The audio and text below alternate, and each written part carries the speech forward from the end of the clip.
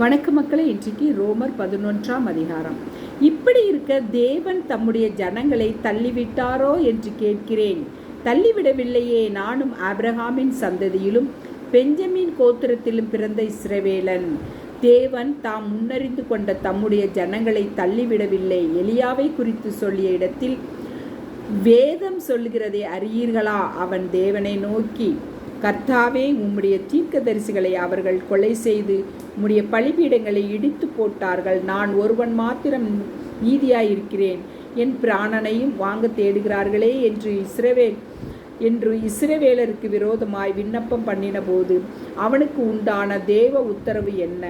பாகாலுக்கு முன்பாக முழங்கால் படியிடாத 7000 பேரை எனக்காக மீதியாக வைத்தேன் என்பதே. அப்படி போல இக்காலத்திலேயும் கிருபையினாலே உண்டாகும் தெரிந்து கொள்ளுதலின்படி ஒரு பங்கு மீதியாயிருக்கிறது.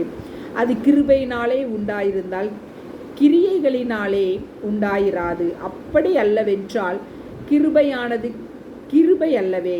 அன்றியும் அது கிரியைகளினாலே உண்டாயிருந்தால் அது கிருபையாயிராது. அப்படி அல்லவென்றால் கிரியையானது கிரியை அல்லவே.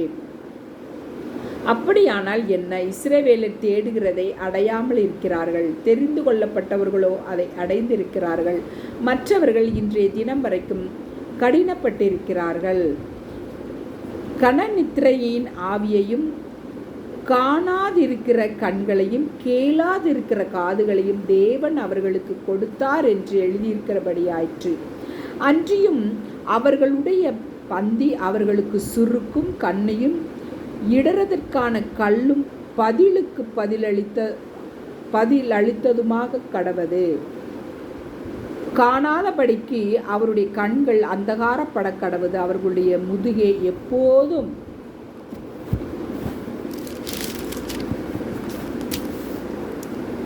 குனிய பண்ணும் என்று தாவீதும் சொல்லியிருக்கிறான். இப்படி இருக்க விழுந்து போகும் படிக்கா இடறினார்கள் என்று கேட்கிறேன். அப்படி அல்லவே. அவர்களுக்குள்ளே வைராக்கியத்தை எழும்பத்தக்கதாக அவர்களுடைய தவறுதலினாலே புறஜாதிகளுக்கு ரட்சிப்பு கிடைத்தது. அவர்களுடைய தவறு உலகத்திற்கு ஐஸ்வர்யமும் அவர்களுடைய குறைவு புறஜாதிகளுக்கு ஐஸ்வர்யமுமாயிருக்க அவர்களுடைய நிறைவு எவ்வளவு அதிகமாய் அப்படி இருக்கும்.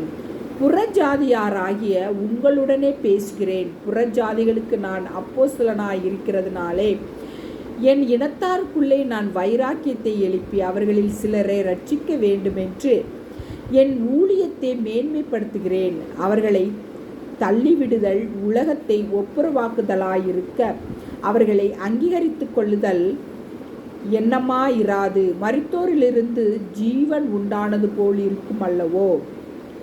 மேலும் முதற் பலனாகிய மாவானது பரிசுத்தமாயிருந்தால் பிசைந்த மா முழுவதும் பரிசுத்தமாயிருக்கும்.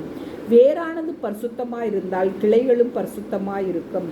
சில கிளைகள் முறித்து போடப்பட்டிருக்க காட்டொளிவ மரமாகிய நீ அவைகள் இருந்த இடத்தில் ஒட்ட வைக்கப்பட்டு ஒளிவ மரத்தின் வேருக்கும் சாரத்துக்கும் உடன் இருந்தாயானால் நீ அந்த கிளைகளுக்கு விரோதமாய் பெருமை பாராட்டாதே. பெருமை பாராட்டுவாயானால் நீ வேரை சுமக்காமல் வேர் உன்னை சுமக்கிறதென்று நினைத்துக்கொள். ஆமேன். மக்களை, வீடியோ பிடிச்சிருந்தா லைக் பண்ணுங்கள், ஷேர் பண்ணுங்கள், சப்ஸ்கிரைப் பண்ணுங்கள். தேங்க்யூ.